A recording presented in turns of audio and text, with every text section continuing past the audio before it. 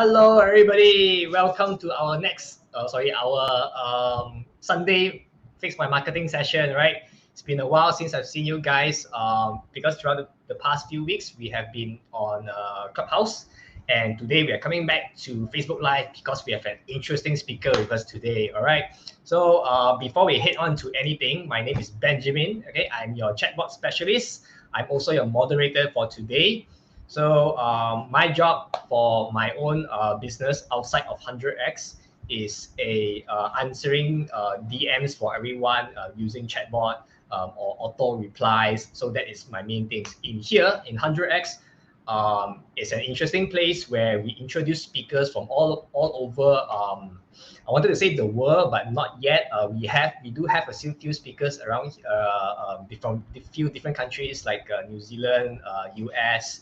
I think there was one in like Sri Lanka or Indonesia. I can't remember already. But yeah, so we have a lot of speakers, and today we are going to talk about branding and hiring. Okay, so if you are here in the comments, let us know. Hi, Alex Raja. How are you? Sunday. All right.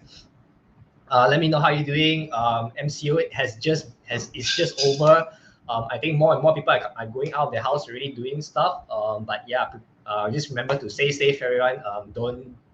You can go out with all your vaccine and stuff, but still don't go to crowded place because you can still kena and stuff like that, right? So yeah, please spam the like button. Okay, spam the like button, and please share it to your friends, or if you have a business partner, you have friends who are in business. That they are hiring, they are actually looking for staff, or they wanting to grow, or they're looking for their those elite few partners and employees that they want to grow into their business. Like all these kinds of people that they're looking for, share this live to them, right? Because this one is especially for this kind of entrepreneurs or business owners.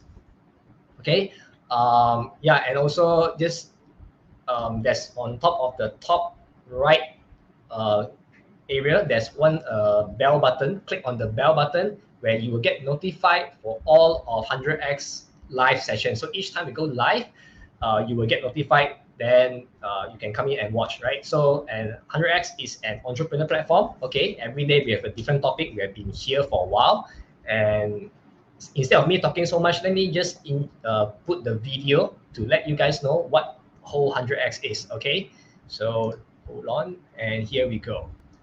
Hello, welcome to the 100x Connect community.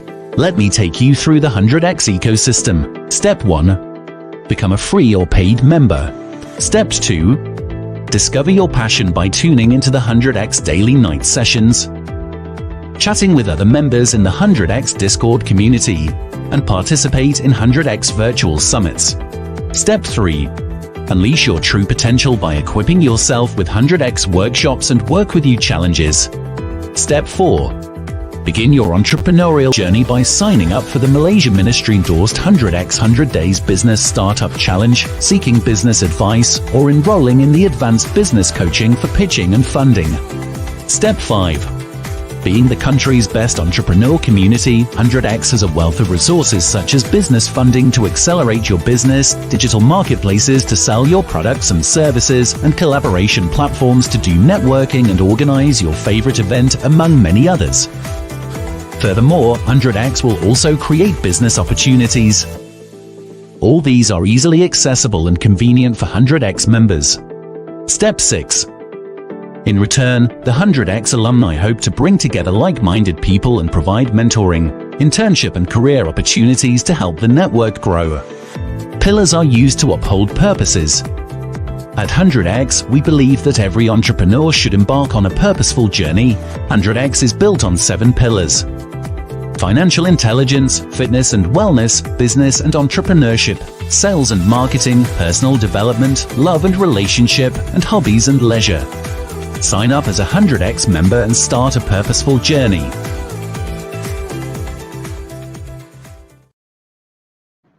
All right.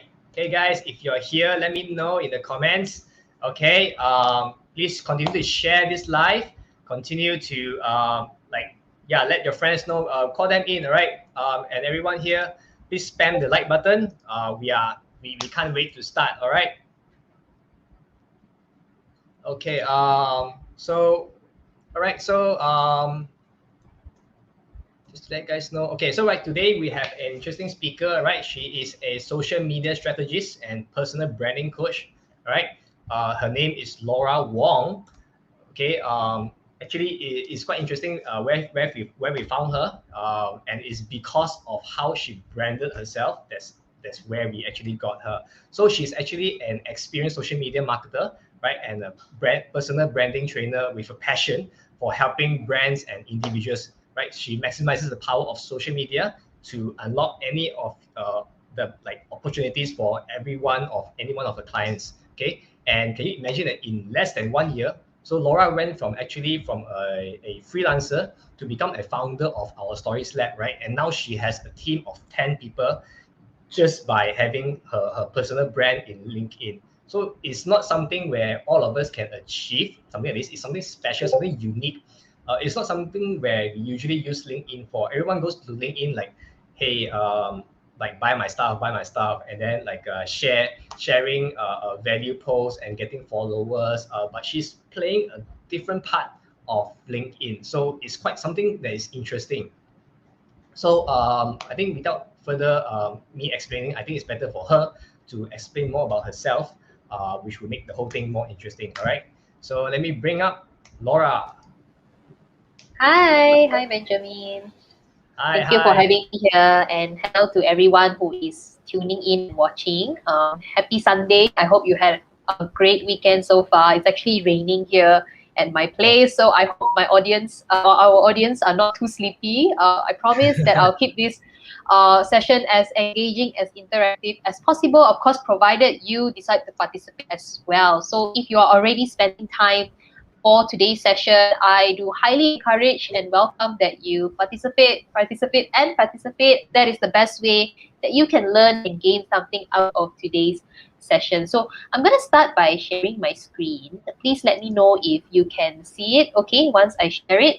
So just give me a second. Okay, dear Benjamin, please help me out over here. Okay. Okay, awesome. So if you can just see my screen, please just type yes in the comment section right now.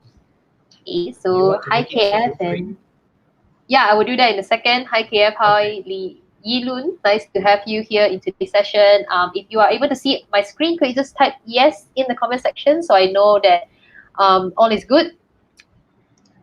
Okay, so I'm in full screen right now. Nice. Great. So this is the topic for today. Using social media to brand it right so that you can hire right. And I think Benjamin did quite a great intro earlier. He mentioned how like social media, most of the time people are using it just for sales or to get a job.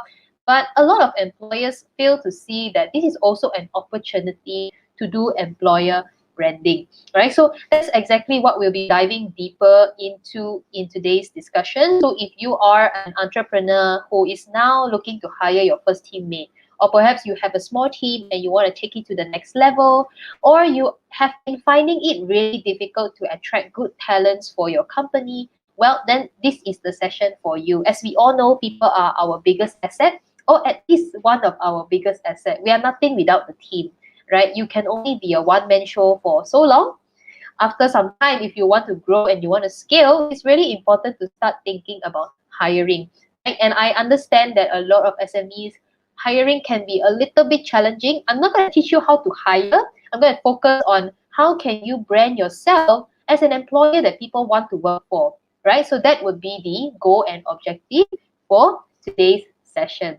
Okay, so quick intro about our Stories Lab, which is the company that I'm running. We are a storytelling media agency, and our main mission is to craft stories worth telling online. So, what do we mean by this exactly? Well, we work with brands and individuals to curate content that is unique, interesting, and effective so that it can bring results for our clients. So depending on what the objective is, our team will craft out the strategy, will recommend the right social media channel, and then we do all the creative development work and management to optimize your content so that it will perform, right? So the main chunk of what we do is in social media management. And in social media management, our focus is always in content marketing, right? We are expert storytellers and we know how to tell stories of your products or services or even your company as a whole.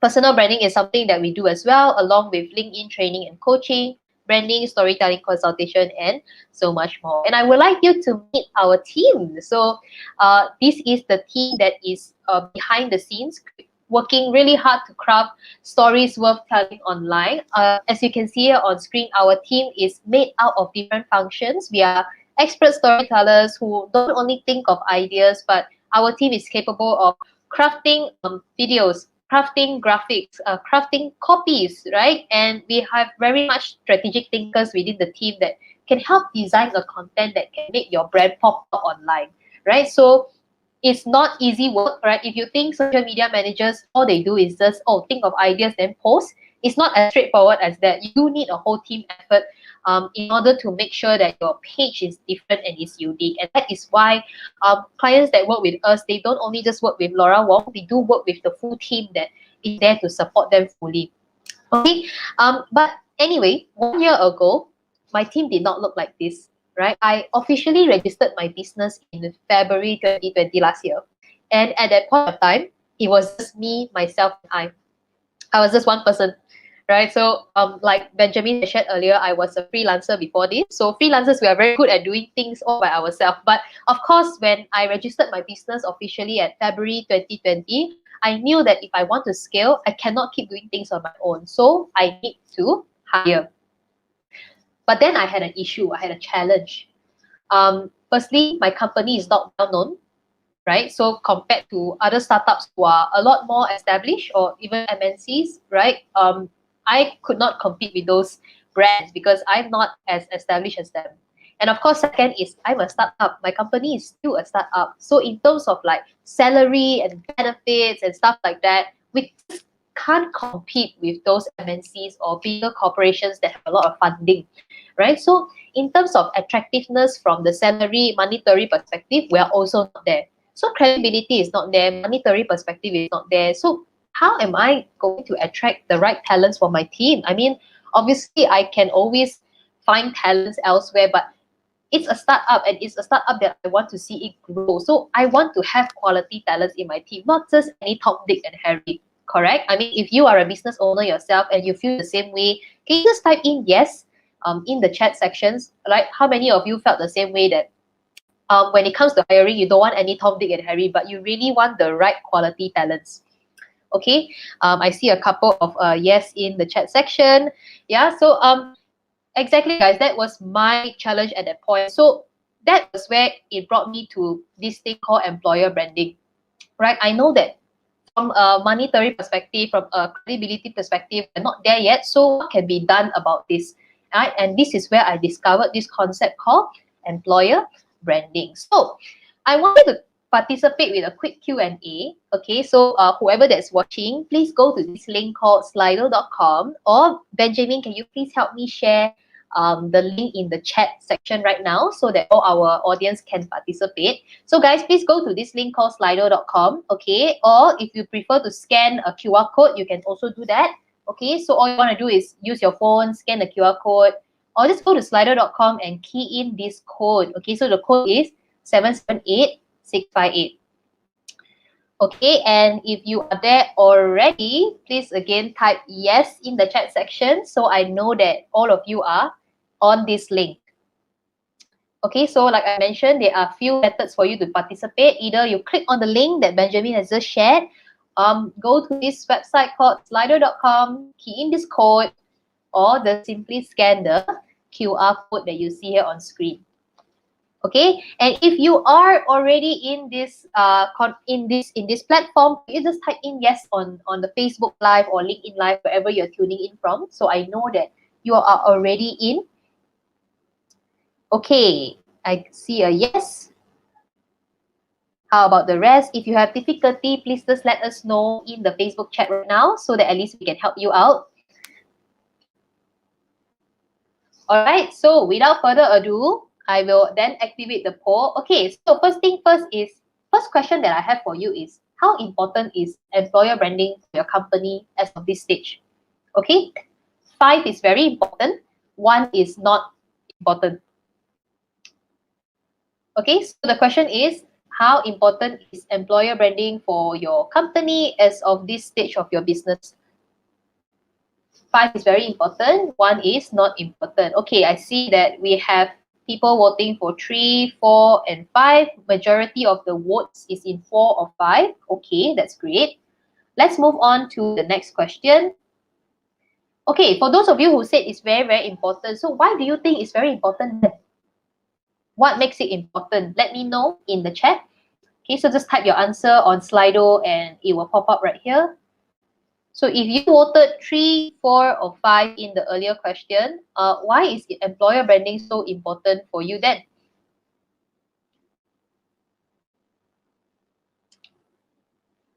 Yeah, I guess in the meantime, while we wait for people to participate, oh, Benjamin, you are a business owner yourself, right? You're also running a company. I'm curious to hear your opinion as well. Why do you think employer branding is important for you?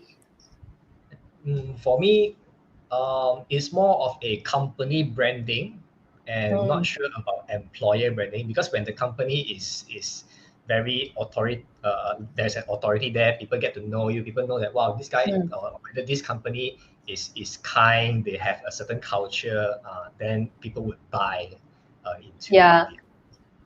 Exactly. Yeah, that's very true. So like trust is one element and outcome of a good employer brand, right? When they see employers talking about themselves, when they see more content from the company also, there is more trust element in it. And someone actually answered that.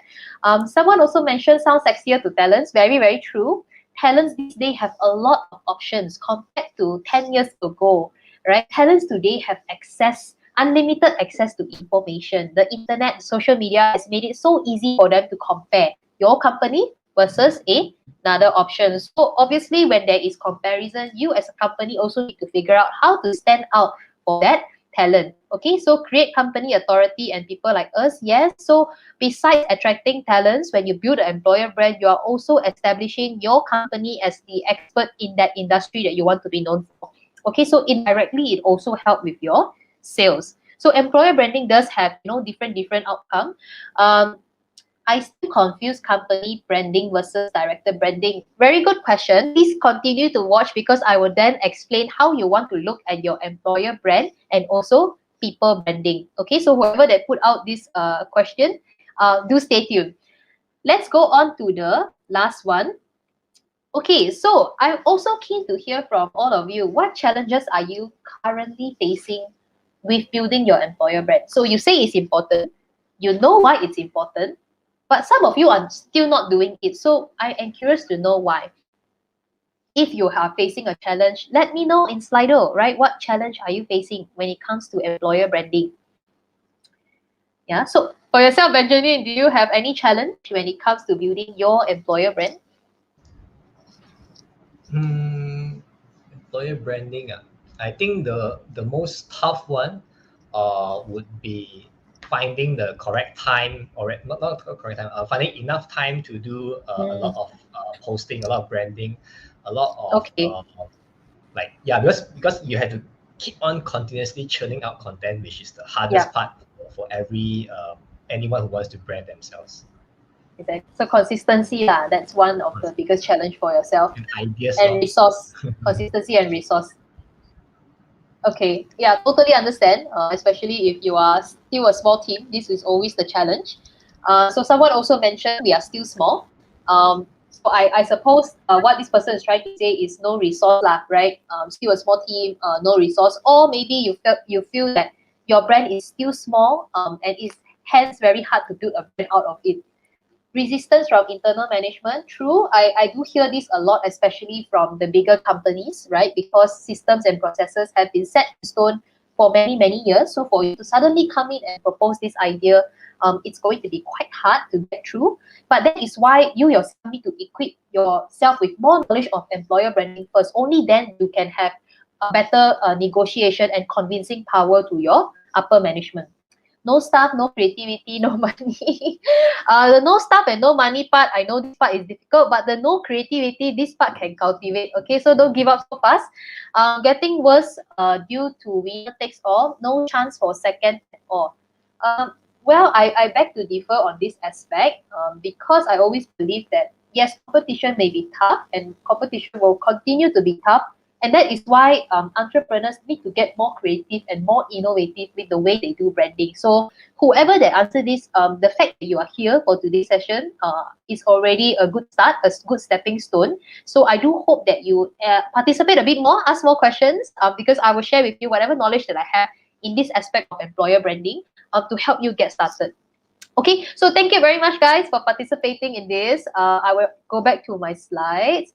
Okay, so employer branding, we all have explored why is it important and what is the outcome and also what the challenges are. And I just want to remind you again that employer branding, it has really helped my company, even though my company was small, even though from a monetary perspective, we can't offer big salary, big pay, and so forth.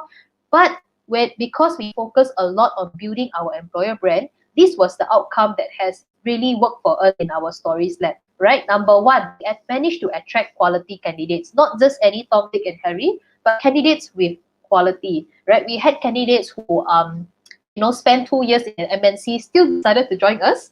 Right, we had candidates who graduated from top universities, and not just the university was top, but in terms of how they present themselves, in terms of their language, in terms of their thinking, they are also top notch, and yet they still decide to join a small company like mine. So attracting quality candidates was one thing that really worked for us in our stories lab.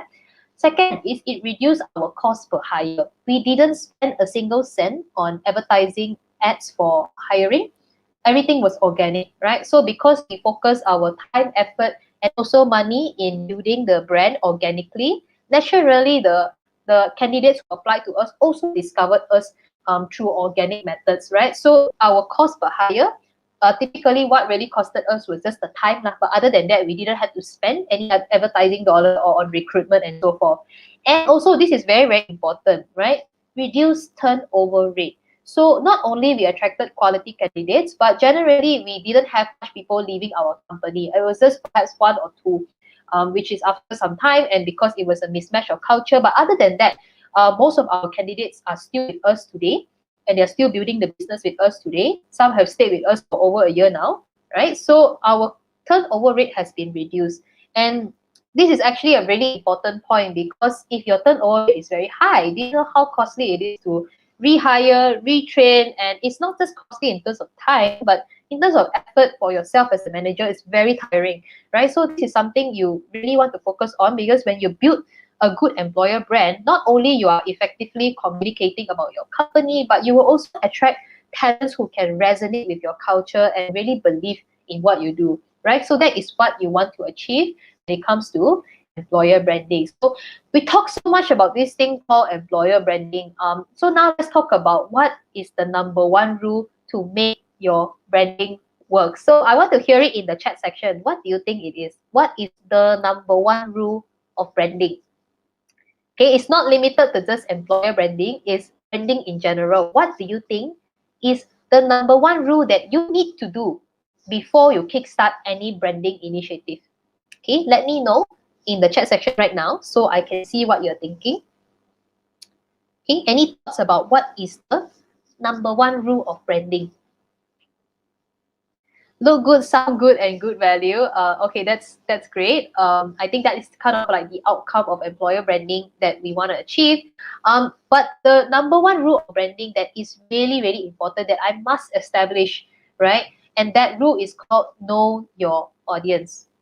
You have to know your audience, right? Whatever message that you create, whatever message that you communicate about your company, if it's just for yourself, but it doesn't appeal to your audience, that is not an effective branding, right? So no matter how good you look, sound, and feel, but if it doesn't touch the pain point of, or it doesn't solve the pain point or the needs of your audience, that is not an effective branding. And that is why number one rule of branding is to know your audience. So in order to know your audience, first thing we need to understand is how is our candidate searching for job today, right? So let's take a quick look at this example. Okay, traditionally, how candidates search for job previously is they will spot a job ad, whether is it on a newspaper, whether is it on online, or whether is it through their friends on a website. They spot a job ad. The next thing they will do is they will check the company website, right? They want to see, okay, what is this company doing? What is their mission, vision, and so forth.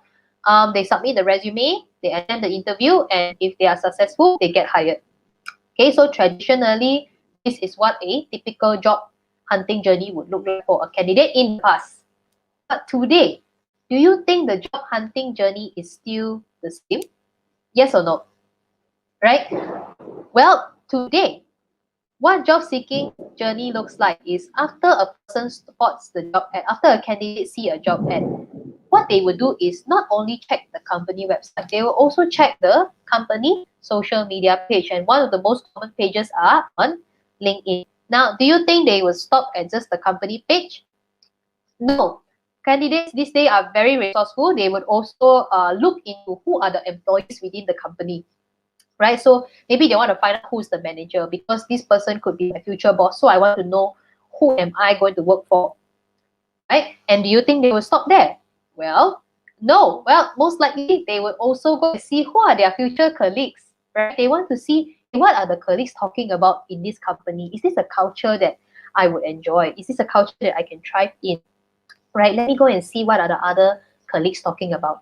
And besides the stalking social media page, these days, candidates participate in forums as well, right? I'm sure you have heard of forums like Glassdoor. It's a very famous forum for candidates to discuss their experience working in different companies, right? So Glassdoor is where they will check out for honest reviews and ratings about what it's like to really work in the company. Some people go to Quora, right? So they want to validate their findings and validate what the company says about themselves. Okay, sometimes some candidates go the extent to actually drop a DM, private DM to the employees or the management team of the company because they want to find out more, right, before they commit to a job. Especially those talented candidates, right? Not every candidate will do this, but those talented candidates, because they are talented, they know they have options. So what they will do is they will go and research, they will go and compare, right? So when they compare, they have more information at their fingertips. That's how they make a more sound decision of whether they will stick with the company or not. Okay, and after they do all their findings, what they will naturally do next is they cross-check to the company website. They go and see, hey, real one or not. You know, the company always say like, I'm the best, you know, we are the fastest growing company, we are like the most amazing company you should work for. But is it really true? Like, are your employees saying about the same thing? Or is it just the company boasting about themselves? Right? So that is why, you know, as an employer, it's very important to not just think about your website or think about your job ad, but also to think about where other places that your candidates are checking out about your company. If they are looking out for you on LinkedIn, you need to be on LinkedIn. You need to dominate the conversation. If they are looking out for you on Glassdoor or on Quora, then your company also needs to be there. So first thing first, for your company, ask yourself, how did candidates find my job? How did candidates discover my company, right? Because if you don't understand their job hunting journey, you can't be part of their conversation and you can't stand out to these talents. Okay, so this is step number one, know your audience. Okay, then the second thing, besides understanding their job hunting journey, the next question you need to ask yourself as an employer is, what are candidates looking for in a job today, right? So can I hear from the audience, what are your candidates looking for in a job today? Can you just comment in the chat section, right? Is it still salary? Like, is that still the top priority?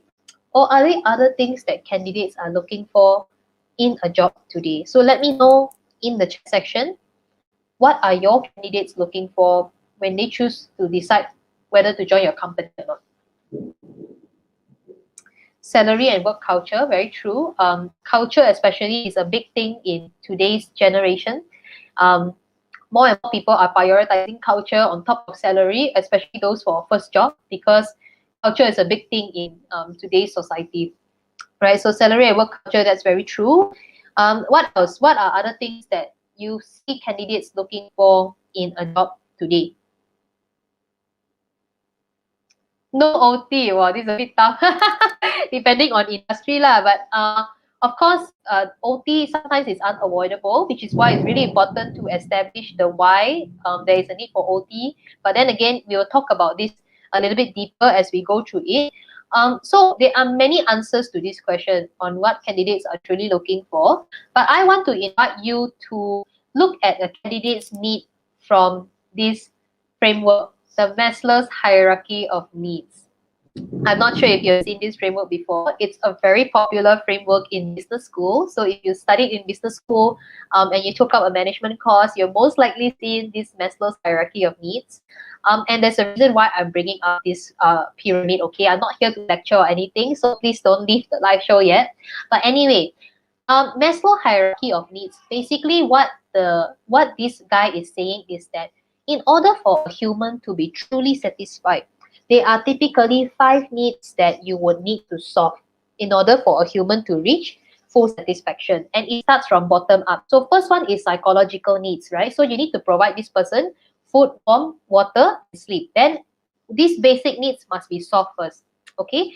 Once this basic need is solved, the second set of needs is safety. So security, stability, freedom from threat, comfort. People need these needs in order to feel safe, right? Once they feel safe, then only the next need is very important, which is affection, belonging, and love. Okay, then there's needs like esteem, self-respect, prestige, status, and self-actualization needs, the top one, which is growth, advancement, and creativity. So you might be wondering, okay, Laura, why are you sharing this theoretical stuff? Like, how does it apply to employer branding? It does. Okay, it does. And let me explain to you why. So you need to ask yourself this question: how does it apply to the workplace? Right? These days, candidates are looking for these 5 things. Okay, number 1, salary, stable employment. Okay, if you can't meet even their basic salary or even their minimum salary request, most likely whatever you do later, they will still feel dissatisfied. Right? So salary, stable employment is something that is very important for candidates that needs to be solved first.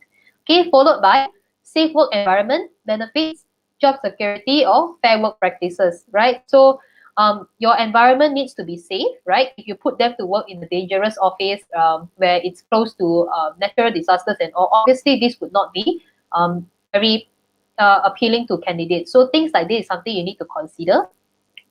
Then the third group is work relations, professional association, and team culture. So someone mentioned the word culture earlier, and this is where the third set of needs come, right? How is the relationship within the team, right? Is there a specific culture that you can highlight, a specific group of people that would fit your company more? It's really important to identify that in order to ensure the longevity of that employee staying with your company.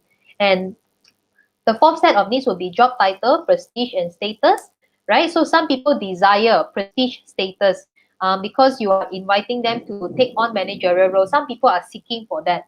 Right? Some people are looking for certain status they can achieve when they join your company. So you need to identify what is that. Or maybe some people are just looking for sexy job titles. They feel like, wow, I have this job. Sounds very cool. I like it, right? You never know. So you need to identify what your candidates are looking for, also from a esteem point of view. Okay, then last one is self-actualization needs, which is challenging job, achievement, advancement. So some people are looking for a job that is challenging. They want to grow, they want to progress, they want to push boundaries, right? And if that is what your job can offer, this is the kind of needs that you need to address. Okay, so these are what candidates are looking for in a job today. Now, what does it mean for branding? Remember that it's not about you, it's always what your candidates are looking for. So start by asking, what are the needs that your candidates are looking for from a Maslow's hierarchy of needs perspective? So let me share with you an example of our stories, like how we analyze our candidates' needs using this framework. So from psychological needs, right? Firstly, we do offer competitive salary package, even though we can't offer as high as MNCs or those bigger companies. But we do have a competitive salary package that can meet the needs of our candidates, right? Second is we have a comfortable and modern co-working space as our office. So this is something that a lot of our candidates are actually very keen, because they don't want to be stuck and confined in the traditional office setting. They want to be in a modern co-working setting, and that is something our company is able to offer. Of course, prior to COVID, like now we are all stuck at home. But anyway, coming back, our second set of need is safety. So in our team, we do practice a lot of transparency and honesty in our team.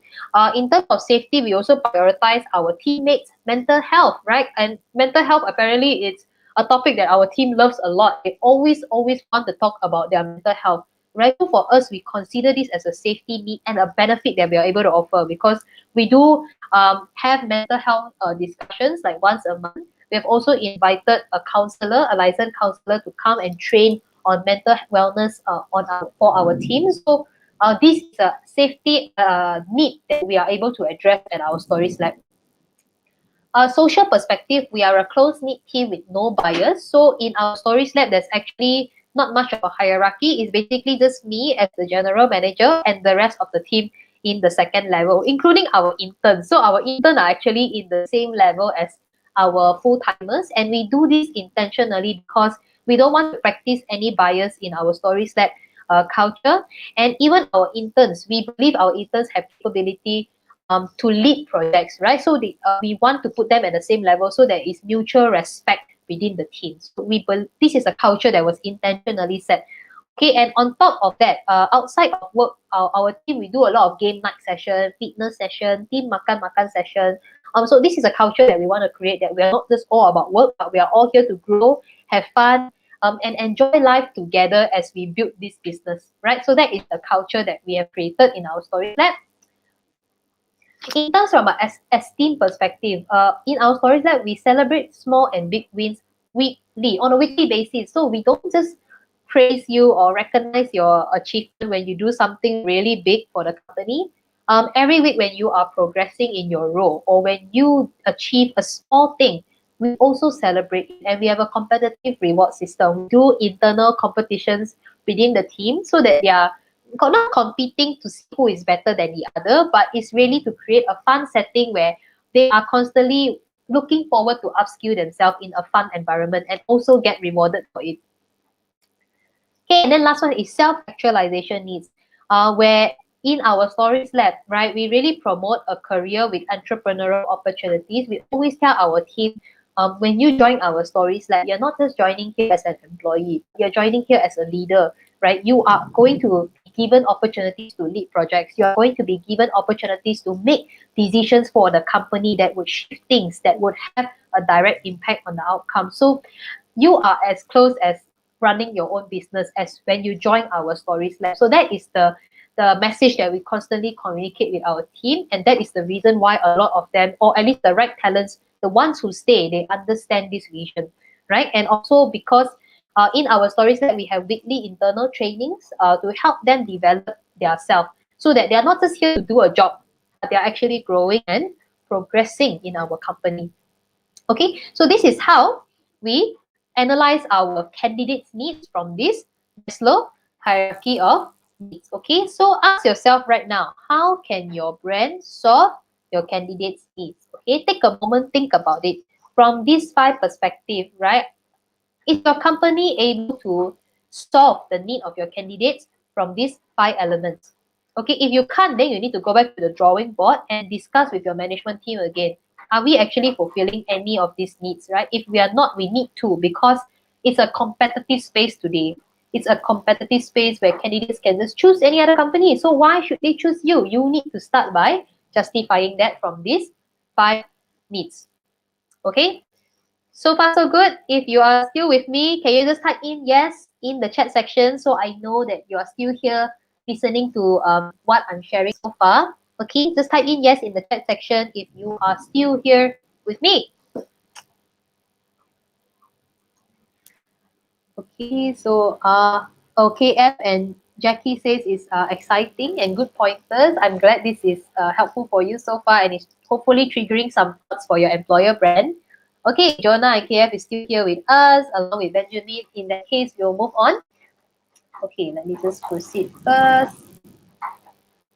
Okay, so now that you understand now that you dig deep into your candidate's needs, the next thing that you want to go into is to understand how to look at your employer brand. So someone asked this question earlier, hey, I'm confused between company and director brand. Well, the truth is you don't have to split these two. It's actually two of them are part of this umbrella called employer branding. So when you look at employer branding, I want to invite you to think of it in two ways. Think of it from a company level, think of it from a people level. And let me explain to you why it's very important. So from a company level, the question that you want to address when you start creating content for your employer brand is this: how can your company help candidates in terms of their psychological, safety, social, esteem, and self-actualization needs?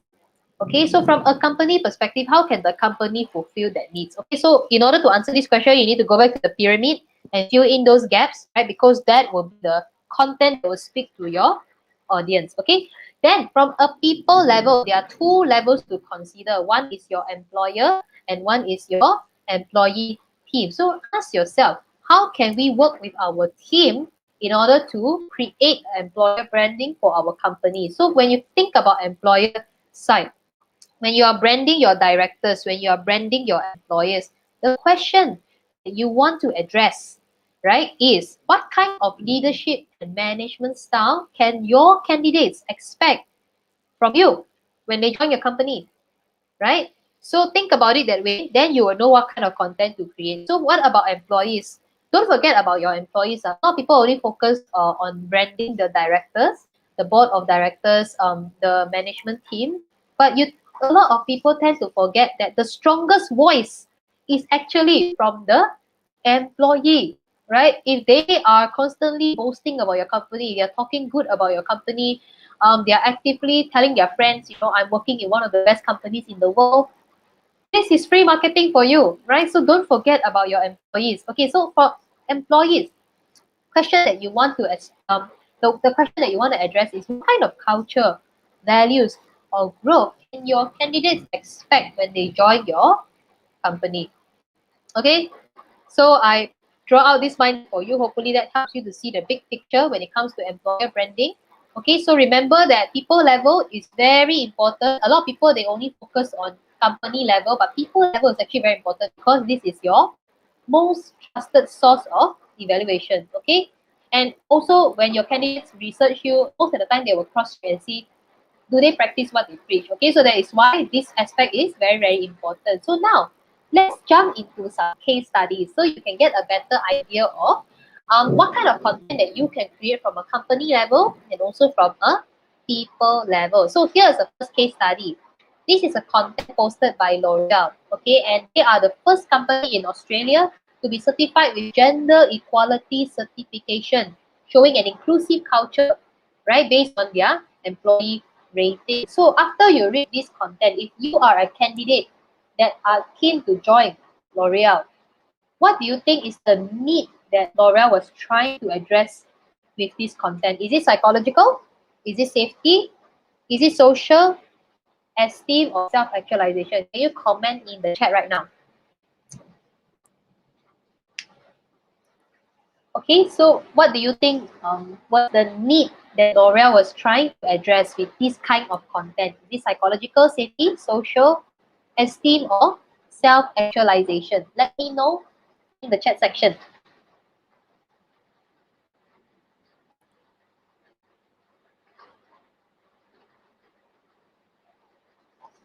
Okay, so Jackie says esteem.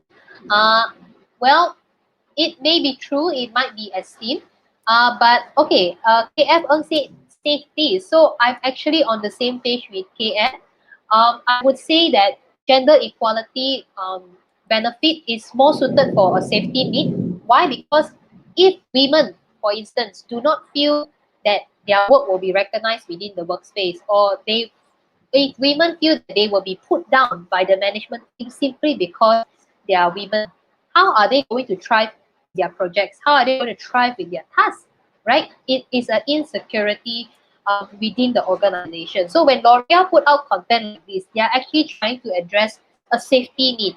Right? Of course, these needs will differ according to different cultural backgrounds and all. But for this case study in particular, Laura was trying to address a safety need. Someone said all and someone said social. That's true, right? One content can actually address multiple needs, not necessarily just one need. Okay, now let's jump on to the next example. This is by Microsoft Live, and they posted a picture on Instagram of a sticky note that an employee left on another colleague's laptop. And the note says, "Thank you for saving the day, and in general, just being you. See you tomorrow." Right? So they took took a picture of this really nice warm note, and they posted it up on their Instagram. And the caption was that when you had a really rough last few days, and your coworker just leave you this. So when you are a potential candidate of Microsoft, what do you think is a need that Microsoft was trying to address? Is it 1, 2, 3, 4, or 5? Let me know in the chat.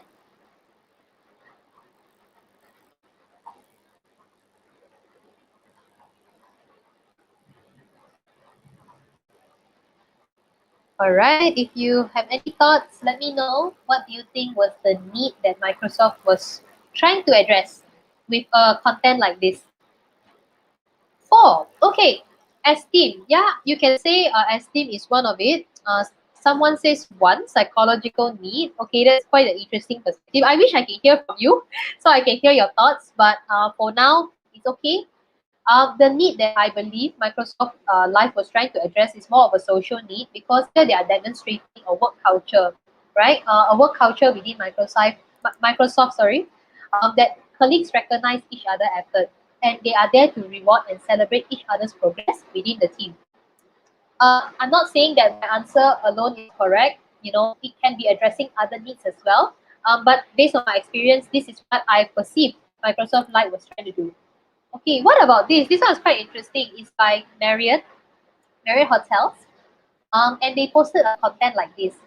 While you were picking your jaw up the floor, Marriott associates were booking their next vacation at a discount because work perks. Right? So in Marriott careers, their team gets a special discount whenever they book trips and accommodations within the Marriott group, right? So they do get the discounted price, and they can enjoy luxury at a discount.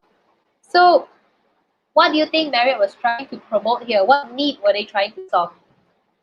Is it psychological, safety, social, esteem, or self-actualization? Okay, some of you say 3, some of you say 4, which is social esteem. Well, I would say this is an esteem need because it's a really premium benefit that would appeal to some people.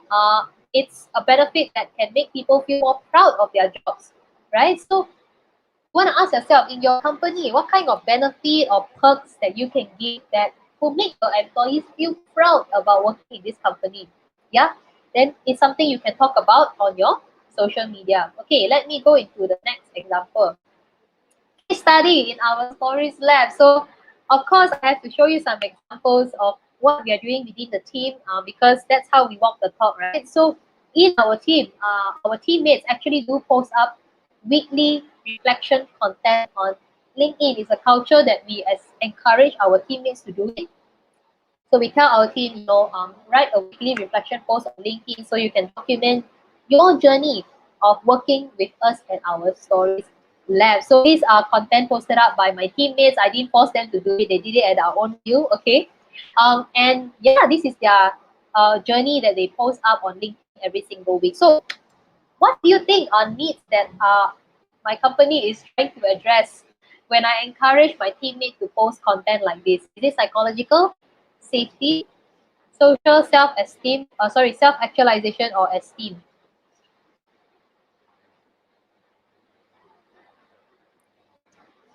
Okay, I'll just wait for a minute. Okay, so Jackie says 1. Okay, that's quite interesting perspective. I didn't perceive this as a 1. Jonah says 5.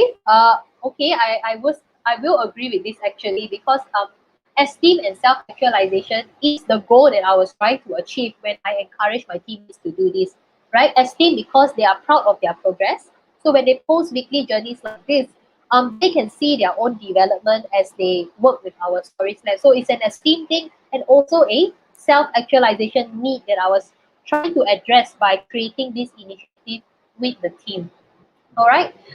And last example from myself. So I am a very active content creator on LinkedIn, and besides posting about social media and storytelling, I also post about management, my management style on LinkedIn. So I actually created a content like this not long ago, a couple of months back, where I shared a story about my teammate came to me yesterday and asked for a break during working hours, specifically a break to take a nap. So my teammate came to me at about like 4:30 p.m. and he said, "Hey Laura, can I take a short nap?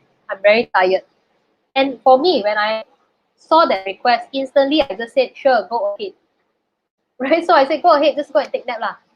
Right? So again, it was a bit surprising to me because I didn't expect my teammate to be so blunt to just come out and say, "Hey boss, can I take a nap?" But at the same time, I actually appreciate that honesty because I rather my teammates to be honest with me rather than they lie to me and say, "Laura, I will be busy for the next half an hour because I'm working on this project, but actually go and sleep." Right? So for me, I actually encourage honesty and transparency within the team. And if the team is really tired, I won't force you to work because you are very tired. So even though I say stay up for 30 minutes, will the person be productive? Most likely no. So it's something that I encourage. And I actually created a content about this and I got a lot of differing opinions lah, I would say, in the comments. But anyway, what do you think the need I was trying to solve when I post out a content like this? Oh, someone said I'm a cool boss. Thank you very much. Okay, someone says one or two. Okay, yes, I would say it's really one or two. I would agree with you because sleep is a psychological need lah. And for me, it's also a safety need that I was trying to address. I want to encourage my team that, hey, don't be afraid to be honest and be transparent. If you are really tired and you feel like you just can't work, just let me know. I rather you be honest with me and be transparent because that would help us to have a better working relationship for a long term, right? So that are the needs that I'm trying to address. So you see, I showed you a couple of examples. First group of example is a company level, right? So from a company page, you saw L'Oreal, Microsoft, and Marriott Careers. They were posting content from a company level. Then I showed you from a people level where this example that you're seeing here on screen is from a management level, employer. And also the example that I showed you earlier about my teammates, that is from a employee level. So an effective employer brand does not only look at branding from one perspective, but you need to consider three perspectives: company, people level, where you have your management team as well as your people team, your employee level. Okay, and just let me share with you what are the kind of results that happen for us when we considered our employer branding from these three perspectives, right? So let me just show you in the next screen. Okay, so outcome of practicing this strategy for our stories lab. Whenever I reach out to new candidates and introduce our stories lab, I do get comments like this, right? People saying, "Wow, I've been following you actually on LinkedIn all the time, and now that you reached out to me for a job opportunity, I'm actually very honored." Right? So people start to recognize your company, recognize my company, even though my company is very, very small. And this happened to our company as well. When I reached out to a candidate for opportunity, they said that, "Oh, I actually heard about you from your ex-employee." So our ex-teammate, Nicole, actually started to talk about our company as well, even though I didn't make her do it. But because we have a good team culture and we encourage employer branding within the team, even our ex-colleagues start to talk about us, right? Start to promote our company. And this one was pretty amazing, right? One of my teammates, she posted a content about her first week of internship at our stories lab. She posted it on TikTok. And because she did that, we had an application from TikTok. Someone says that, "Hey, this environment looks great. May I know how to apply? I'm currently searching for a social media and content internship." From there, I got a talent, right? Because my people were talking about our company. My people were proud to share about their experience at our stories lab, right? And trust me, this is a more effective branding strategy compared to you just investing in a nice corporate video and spend 10,000 ringgit on it and hope that people will be attracted to join your company, right? It's always better to invest in your people because they are the biggest advocate of your brand. So that's the key message that I want to leave with you. People are your biggest asset, right? Always invest in your people. Encourage your people to talk about your company because they are the best representative for the job, right? So always think about how you can work with your people to build this employer brand together. Okay, so that's basically all from me today, and I just want to leave a couple of words here. If you are struggling with employer branding, if you find it difficult because you don't have creativity, you don't have time, you know these strategies and framework, but you still just find it difficult to work on your employer brand, our Stories Lab is able to help. So we can either help you with social media management, where our team is very capable to help craft your employer brand voice, story, and guide, write your content media strategy, and also develop creatives and all. Or if you feel like you want your people to do it, if you want to do it internally, we can help you with training as well, because we come from a training background and we have the capability and expertise to train your people to be the best storytellers and advocates within your company. Okay, but with that said, if you have any questions or reactions, please feel free to drop your questions in the chat section right now so that I can still address and support you with any questions that you have regarding employer branding.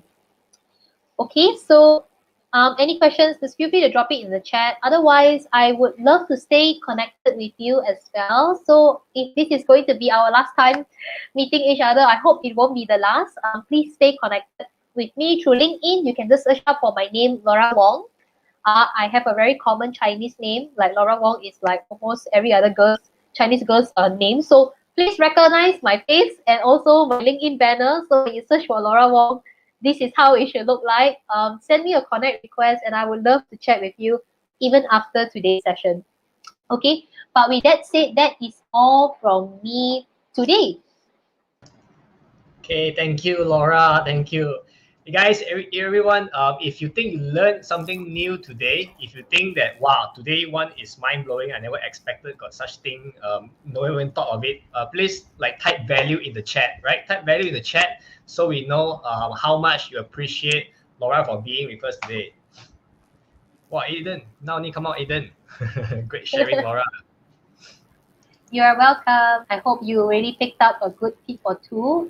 So remember, if you forget everything that I shared with you today, just always go back to the drawing board, which is know your audience. That's the number one rule of branding. When you learn your candidates even more, you're able to craft content that will speak to them. So again, if you forget anything that I shared today, just go back to rule number one, which is know your audience. Okay, guys, if you want to ask some questions, this is the time to ask. This is why we are doing Facebook Live, so that you can immediately ask and immediately get an answer, right? And if you are really interested to contact Laura again after this session, feel free, like you mentioned, go to LinkedIn and just search up Laura Wong, all right? Okay, thanks, Laura. We'll go through our questions earlier. What do you mean by go through our questions earlier? Oh, okay. I think Jackie So might have left some questions yeah, at the so previously we asked a few questions. One of them is this: how do you communicate whatever that you're doing in your company with your employees out into the public? right. So again, in order to understand where or how to communicate, the how is always number one. Know your audience. So identify their needs from the Maslow's hierarchy of needs. So the 5 needs that I showed you earlier. Go back to the drawing board with your management team and really write that out, right? Because this will be the how. This will be the why people should join your company, and it will also be the kind of content that would appeal to your candidates even more. In terms of the how, that's where you want to go into the drawing board onto understanding your target audience, job hunting journey. Ask your current staff, hey, how did you discover my company? Like, where did you found our company? Where have you heard of us? Right? Go and dig a little deeper because you need to know where are your candidates searching for you. Like for our Stories Lab, we focus a lot on branding ourselves on LinkedIn because most of our candidates are spending time over there, right? And they are looking for jobs on LinkedIn. So for us, it makes the most sense to be on LinkedIn. But in the future, we also found out people are looking for us through TikTok. So if more and more candidates are discovering us through TikTok, naturally our next step will be to go to TikTok, right? Because if candidates are finding us there, we need to be there so we can attract the right talents. Okay. So how a personal question for me, but how do you how do you say ratio out, like, okay, when are you going to post about your company? When are you going to post something where you can attract clients, for example? Or So is it all I'm doing the this, same thing? sorry if I got your correction correctly. You're asking how do you balance your employer branding content and your regular sales content? Is it? Yes. Okay, well, of course, this one you have to take a step back and see your branding from a bigger picture. So, like branding for a company is not limited to just sales, but there's also many types of content that you can create. It all depends on your objective. So, if your objective as of this point of time is to recruit talents, then of course I would advise your content ratio maybe post 60% employer related stuff like employer branding related stuff. The remaining 40% keep it to your sales related content. But if sales is your priority as of this point of time, then of course the ratio can be reversed lah. But if let's say you are not looking to hire urgently, but you just want to keep up the branding consistently so you can still attract talents, then maybe consider employer branding content like 10 or 20% of your content ratio. So you don't stop completely, but you still keep posting something about your company. Okay, cool. Okay, KF asks, can share slides for reference? Yeah, I mean, so we don't actually share slides usually for public webinars simply because there's not of not all information might be relevant for you lah, because there's things like intro slides and Slido links and all this kind of thing. But if you have more questions regarding the content within the slide, you can reach out to me through LinkedIn and I'll be happy to run you through any questions or info that you want to gain or clarity more. Okay. Jackie, do you apply the same for hiring interns? I think, or maybe Jackie, you want to elaborate more which part, because everything seems like it doesn't matter if you're hiring interns or if you're hiring a full-time employee, right? For my case, we do the same kind of branding for interns, full-timers, and all because we have interns converting to full-time, right? So interns that join us, usually the reason why we hire interns is not just because they're cheap labor, but it's because we really want to hire interns of value. We want to groom them and potentially convince them to join us full-time, right? Because that is why we hire. We want to have good talents within the team to help build the business together. The Maslow's hierarchy and the values of company, because they are just short term. Oh, okay. So Yeah, if they so are it just really coming, depends. Yeah, yeah, correct. So I mean, Jackie, it really depends how you view interns and the reason why you hire interns. For us in our stories lab, we hire interns because our goal is to, if they are good, we want to convert them to full time, right? That's why we hire interns. So with that mindset in mind, obviously we would still practice the Maslow hierarchy of needs for our interns because yes, they are short term, but they could potentially come back and be long term assets to our company. Yeah, so this is how we view interns. So my question to you is, how do you picture your interns when they come in? Yeah, that's right. It depends on the intention. Okay, thank you. Hope that answers your question, Jackie. Does anyone else have a question? Right, let us know in the comments today. I mean, yeah, by today, don't wait until tomorrow. Later you remember got this session already.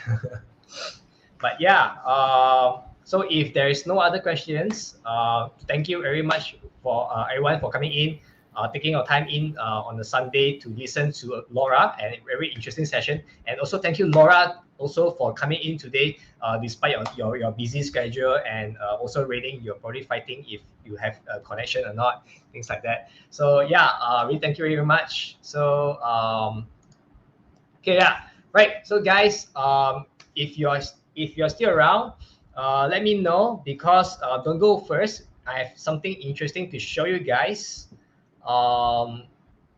Something about this.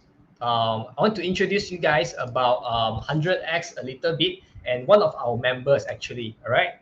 So we usually feature one member every week, just to put them out into the spotlight, put them on stage, so that everyone can know them. And coincidentally, today, or rather this week, today is the last week of the whole week. We are featuring Jonah Sia, right? If you know Jonah Sia, please type Jonah in the comments. So we all can like what do you call this? Mariakan him for a while, right? So if you have been following HRX for a while now, you will know who Jonah is. He was our host for our night session on Wednesday for the past few months already, right? And each time he comes in, he brings in very interesting speakers. He brings in very interesting topics, and he even branded the whole thing a late night with Jonah. So it's very interesting, right? So he has actually been with us since last year, about 23rd September last year. So you can see, and just a little bit introduction. Jonah here, as you can see, he is a real estate entrepreneur and a property developer in Malaysia. More specifically, he's in Johor. Okay. Besides property development, he has also ventured into other industries. He has a boutique hotel, he has a fitness center, and has won numerous awards and recognition. So this guy is what we call a serial entrepreneur, maybe, and he is probably quite active, or quite veteran in the entrepreneur scene, and especially in the property scene. I think he is one of the well-known people already. So if you are in property and you want to know someone, some what do you call this? Someone who has a very good branding, for example, who has an authority. So this is who you want to connect with, and he is one of our 100X member, right? So the reason he joined 100X, or he continued staying in 100X, is because of the constant support he's receiving from the community and the opportunity to learn and grow. By him being on our Wednesday session, he actually grew a lot in terms of how he appeared on social media, how he create networking connections. So these are the things that he is really interesting for him. And so if you notice that the past few Wednesday sessions he is no longer here, is because he has went on to plan on new content, new branding topics, right? And he's aiming for a different path, and it's going to be very interesting. We can't wait to see what else he has in store as an entrepreneur for everyone. Okay, so yeah, it's mentioned here, like he feels a sense of belonging and have the opportunity to grow in terms of mindset.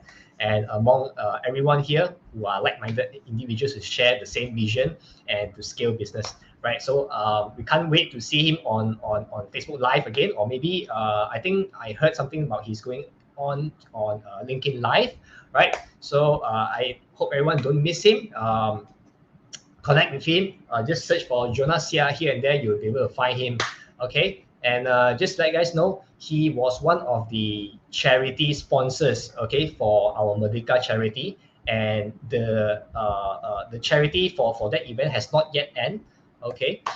So as you can see here, he is offering a one-night stay at his executive suite, right, which usually costs 160 a night. And for this week only, today's the last day, right? Today's the last day you can get this for only $100. So if you plan to go for a holiday, for a vacation or a staycation, for example, this would be one of the places that you can go, because this is, yeah, it's almost 50% cheaper, and this whole 100 ringgit is going to be collected and given to charity, all right? And yeah, you don't want to miss this. And if you are, I mean, if you have your two dose of vaccine, you don't want to just waste it, like just staying back. Might as well go and enjoy yourself, because you have been staying in your home already for the past 1 year, right? At least go and play a bit lah, okay? So yeah, don't miss out. There's a link below, 100x.1/Jonah. Head there and please purchase a night, and yeah, enjoy a stay. And while we pass your 100 ringgit to charities that need this kind of what do you call these funds, okay? And not only that, he not only gave us that, he gave us another one, which is fitness. Okay, so one-on-one online personal training session for 30 minutes. You can claim this anytime from now until the end of the year. Okay, so it only costs $50, right? Usually, this kind of sessions is going to cost a few $100, because those kind of trainer will know what is going on with you, will know to let you know how to what do you call this, build yourself up, how to get fit, how to do dieting, all this kind of stuff. So yeah, don't miss it. It's just $50. Like if you can pay $50 in return of a better health, why not, right? I think this is what everyone needs. So all of the cash that you guys have paid for these two, hotel and charity, is going to be given to charity. All right. And yeah, if you're interested in this, head on to 100x.1/Jonah Fitness. Okay, that is 100x.1/Jonah Fitness. Okay, so don't miss it. And this is going to be an interesting thing for you, right? So just to let you guys know, upcoming, we have a movie night session. This is on 10th of September, which is coming up soon. I think the next, wait, am I late already? Correct. Okay, it's upcoming Friday. We're gonna watch another movie. We have been watching these movies already for a while, and this week's movie is going to be interesting. Right? It's usually what we watch is about personal development. It's about entrepreneurship, how people aim for the stars, how people build their businesses. It's going to be very interesting. So please join us at our movie night session, and let's just watch a movie together as entrepreneurs. Together, then we can discuss about the movie and probably do a little bit of networking at the end of the movie night, right? So 100x.1/movie night is where you can register for the session. Okay, if you don't register, then you cannot. We won't send you anything related to this. Okay, so yeah, please head on to this link. And also the next one that's coming up is a virtual cooking session for our Mid-Autumn Festival, right? It is going to be on 17th September. Means the next week after the night movie. This is a day where we can cook a meal together with our Yvonne. If I'm not mistaken, Yvonne is the one that's leading. Maybe, I don't know. But yeah, we or everyone else who is interested in cooking, this is the place to like do a what do you call this? Community cooking, if you want to call it like that, but it's true virtually lah, right? So you don't want to miss this experience. Is going to be interesting. We haven't done this before, and yep. So please do join. And the last event that's coming up here is the Tokyo tour again for the month of September. We have been running this for the past few months already, and each time there's a lot of people who are joining this one. You don't want to waste it. You don't want to miss out on the networking sessions, the part of Tokyo that Yvonne is going to be sharing. All right, she has been sharing I think East Tokyo, North Tokyo, and then West Tokyo. I think now we are in the South Tokyo already. So yeah, you don't want to miss this. Go to 100x.1/virtual tour and buy your tickets. All right, for each ticket you will get RM15 complimentary Easy voucher, right? So Easy is something like a food delivery service. Okay, so all you have to do is just buy the event right now, which costs about $10. And it only costs about $10, and you can get $15 in return. Actually, you are earning $5 just by attending this event. Okay, so yeah, you don't want to miss it. And also, I mean, come on lah, Tokyo is quite interesting also, so you don't want to miss this session also. Right, and the way Yvonne brings us through the Tokyo, the streets, the shops that she says, well, this one is nice. Hey, if you come to this shop, this is what you should order, and then she shows you videos, she shows you pictures, she shows you a Google Street View. This kind of experience you cannot get anywhere else. Okay, so don't miss it. 100x.1/virtual tour. Okay, this is where to go. So right, thank you very much everybody for coming in today. And in our what do you call this Fix My Marketing session. Okay, so that's all for today. Hope to see you later tonight for Alfred's session. Okay, you don't want to miss Alfred's session. Usually this is a very interesting session where actually I don't know what's the topic but for tonight, but is usually what he talks. When the moment Alfred talks, everyone listens.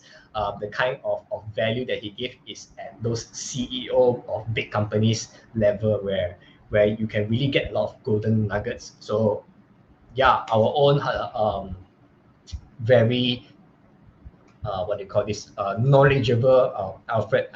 All of you guys know him. I don't need to talk anymore. So yeah, see you guys tonight at 9 p.m. If I'm not mistaken, it's 9 p.m. Okay, and next week, Fix My Marketing session, we'll go back to Clubhouse, right? So we will see you there. Don't forget to follow all of our channels in Facebook, okay, on our LinkedIn if you're watching from LinkedIn. And yeah, we have a Clubhouse also. So do message us in our Facebook for us to give you the link to our Clubhouse room, club. Okay, so that's all for today. Thank you very much, guys, and I will see you tonight. Bye-bye.